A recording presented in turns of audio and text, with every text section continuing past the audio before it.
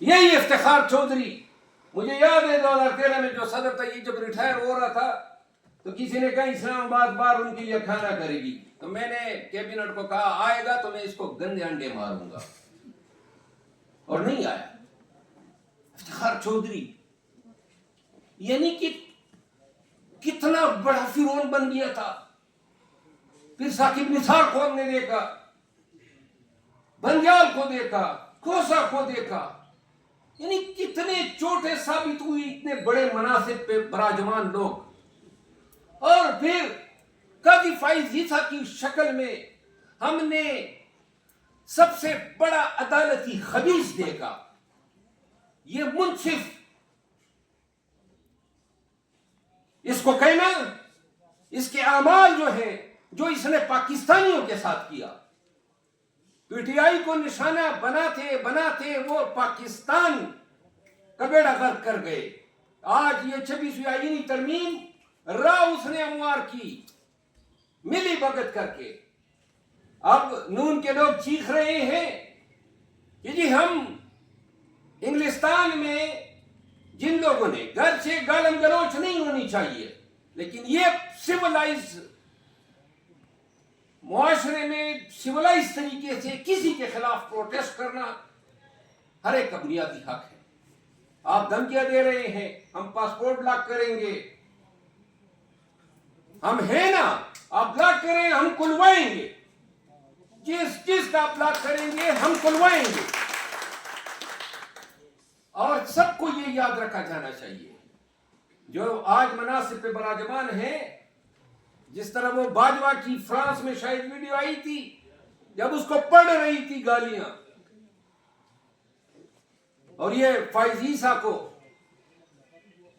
یہ درس لیں، پاکستان کے قوانین کے ساتھ، پاکستان میں قانون کی حکمرانی کے ساتھ جو کھیلے گا عوام نے معاف نہیں کرنا ہے۔ تو لہذا پاکستان سموک کا شکار، سموک کھا رہا ہے۔ ابھی یہ سموک پہلے لاہور تک محدود تھا، اب تو یہ پشاور تک پہنچ گیا ہے، اور آنے والے دنوں میں ہم اسلام آباد کے لوگ بھی اس سے محفوظ نہیں ہوں گے۔ پھر ماحولیاتی تبدیلیاں جو ہیں وہ آنے والے 3 سالوں میں تباہ کن ہیں۔ اب ہم کرپشن سے کرنے سے ہمیں فرصت ہی نہیں ہے، سیاسی مقاصد کے حصول کے لیے لوگوں کے مار پیٹ اور اغوا کیے جانے سے ہمیں فرصت ہی نہیں ہے۔ ہمارے پاس وقت ہی نہیں ہے کہ ہم مستونگ میں جو بچیاں ماری گئی اور جو کوئٹہ میں جو ہیں 24-25 لوگ شہید ہوئے خودکش حملے میں، ہمارے پاس ان کاموں کے لیے وقت نہیں ہے۔ خیبر پختونخوا کے بارڈر ایریاز پریکٹیکلی جو ہے قانون کی حکمرانی سے نکل چکے ہیں، وہاں بندوق کے زور پہ فیصلے ہو رہے ہیں۔ ہمارے پاس وقت نہیں ہے ان چیزوں کی، ہمارے پاس وقت ہے صحافیوں کو ان کا آواز مزل کرنے میں، ان کو نوکریوں سے نکلوانے میں، ان کو اغوا کرنے میں، سیاستدانوں کی لائلٹیز وفاداریاں تبدیل کروانے میں، وکلاء کو دھمکیاں دینے میں۔